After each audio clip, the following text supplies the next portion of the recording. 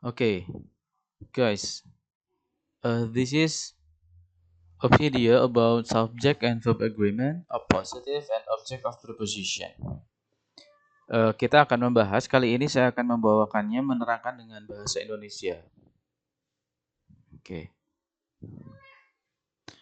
Yang dimaksud dengan subject and verb agreement adalah bahwa kesesuaian antara subjek dan kata kerjanya. Perlu Anda ketahui bahwa sebuah kalimat di dalam bahasa Inggris seharusnya mempunyai satu subjek dan satu kata kerja. Contoh soal TOEFL bisa kalian lihat di slide yang ini. Blah blah blah was backed up for miles on the freeway. Untuk menjawab soal semacam ini, Anda harus menganalisis kelengkapan dari kalimat tersebut. Apakah ada subjeknya? Apakah ada kata kerjanya? Kita lihat.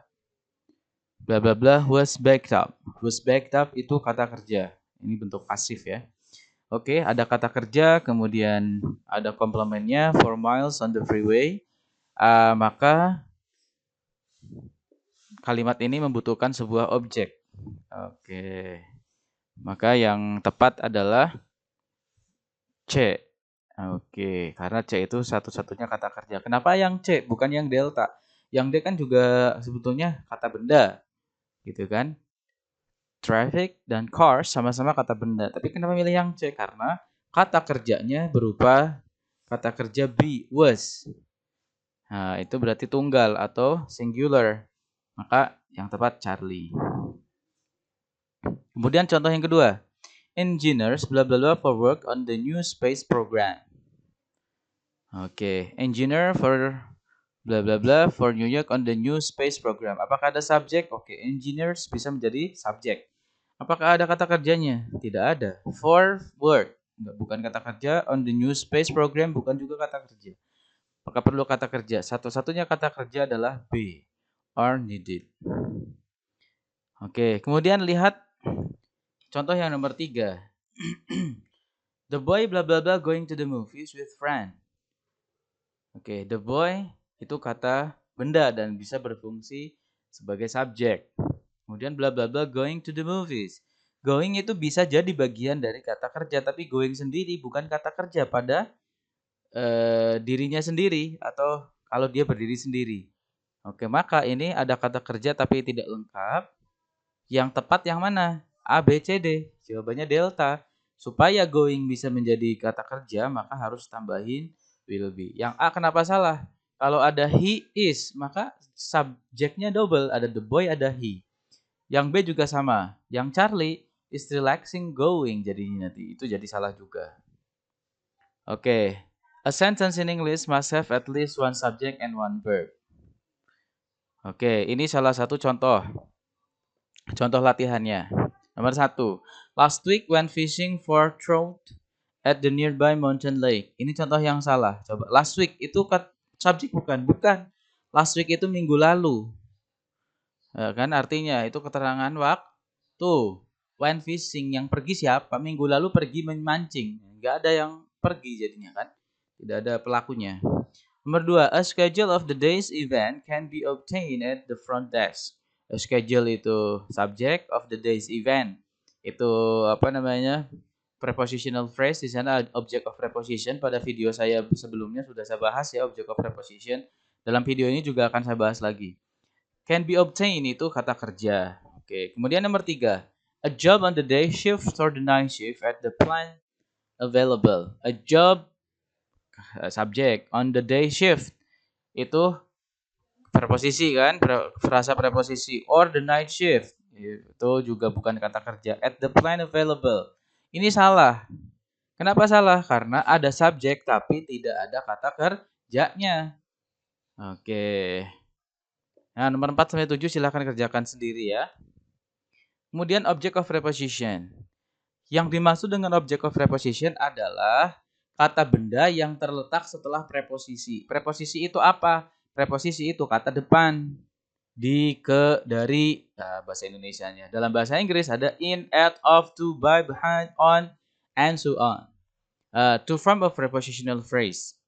Nah, contohnya, after his exams, Tom will take a trip by boat. After his exam itu namanya frasa preposisi. His exam sendiri itu namanya object of preposition. Kenapa his exam itu disebut object of preposition?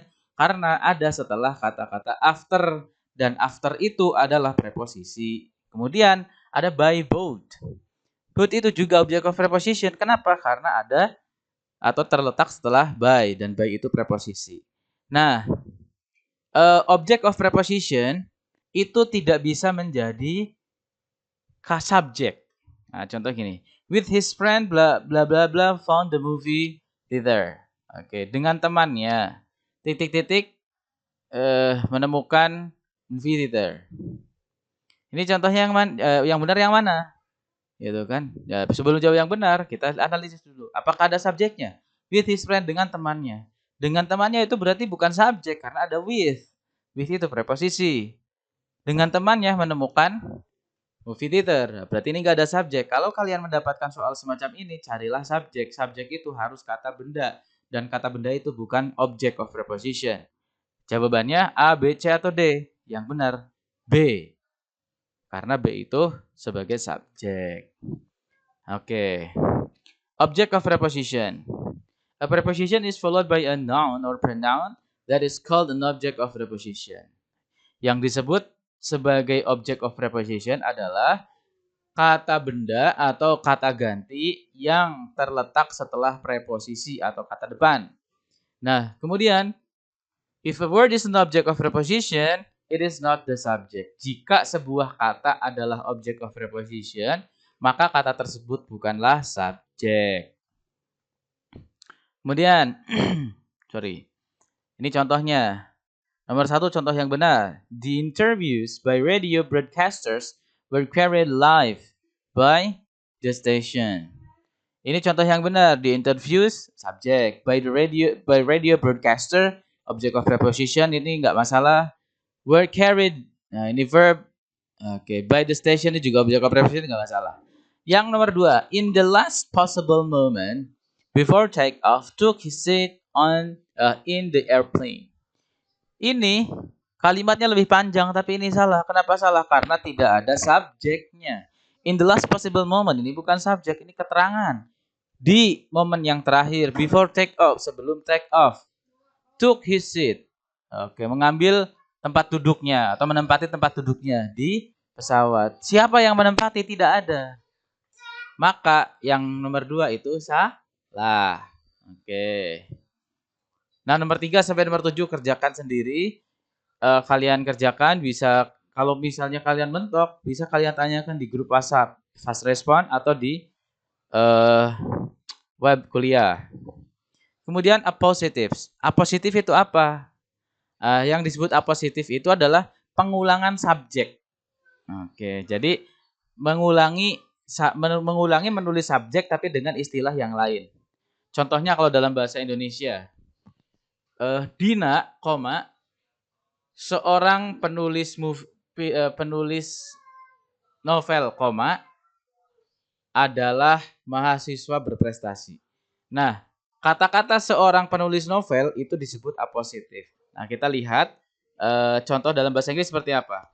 An appositive is a noun that comes before or after another noun and has the same meaning. Jadi yang disebut dengan appositif adalah sebuah kata benda yang terletak sebelum atau sesudah kata benda yang lain dan mempunyai arti yang sama. Contohnya, Sally, the best student in the class, got an A on the exam. Sally, ya kan? Siswa terbaik di kelas ini, mendapatkan nilai A di ujian.